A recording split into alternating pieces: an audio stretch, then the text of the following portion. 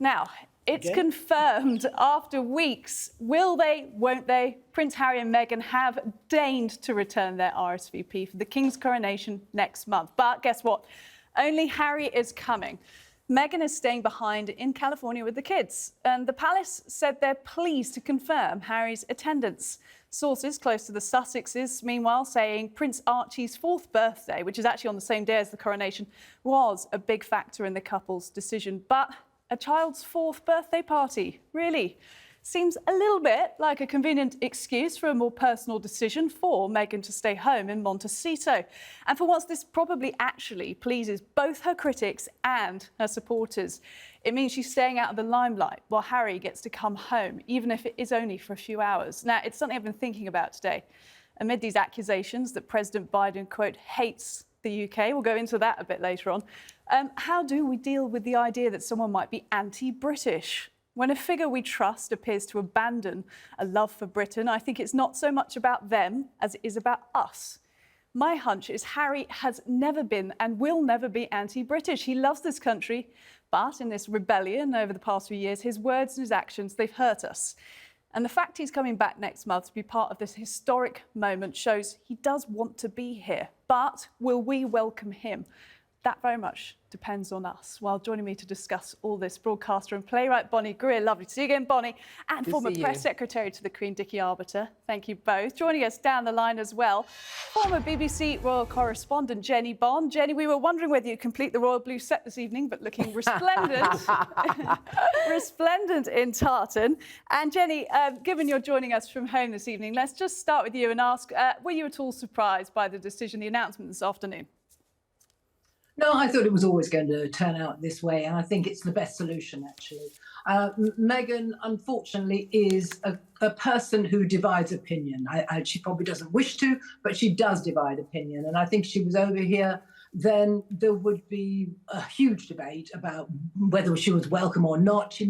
Her presence would possibly overshadow the coronation. But it's always been important that Harry should be here for the biggest day in his father's life, really.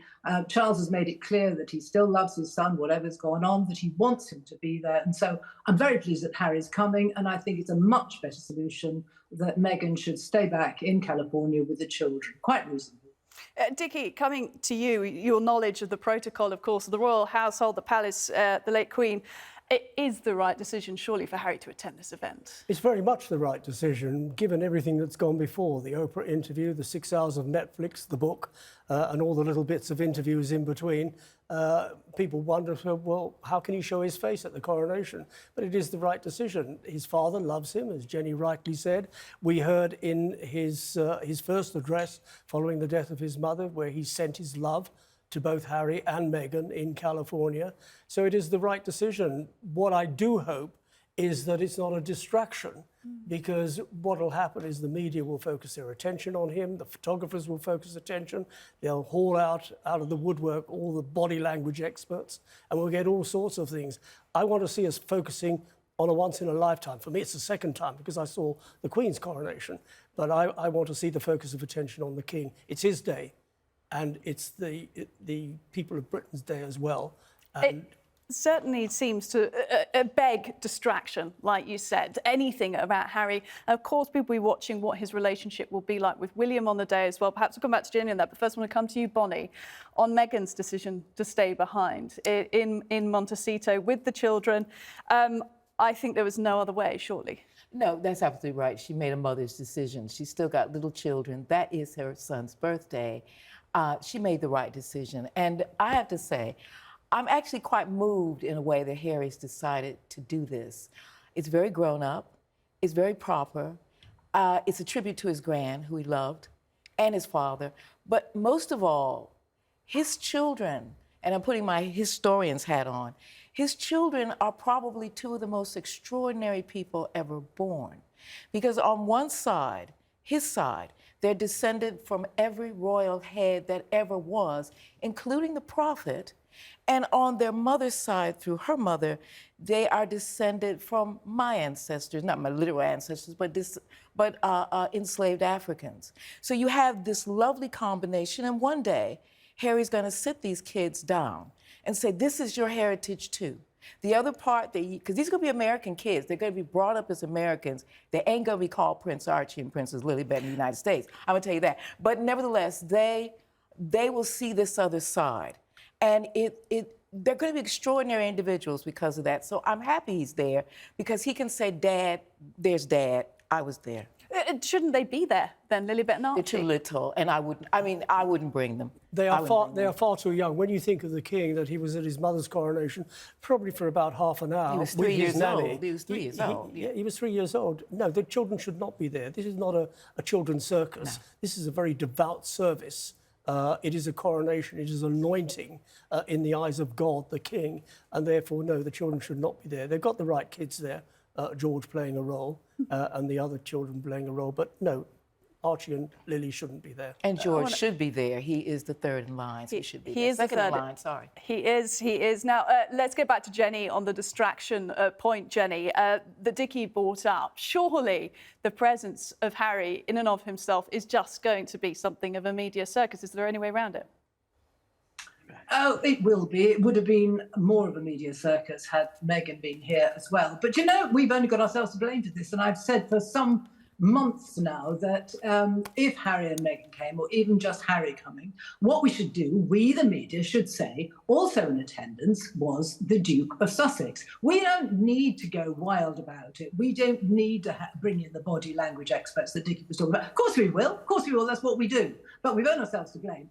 But I agree and concur with Dickie that this is Charles's day, and that's where the focus should be. And I'm very sorry that in the lead up to the decision that's been finally announced today, there's been so much attention on Harry and Meghan. I mean, I think it is rude that they've taken so long to answer a very simple question. You're invited to this occasion. Are you coming? And they've kept us all on tenterhooks for weeks and weeks. But Jenny, we were kept on tenterhooks because we wanted to be on them, okay? We didn't have to pay so much attention to them. People do, and it's not necessary. I agree with you about, and Dickie, this is the King's Day.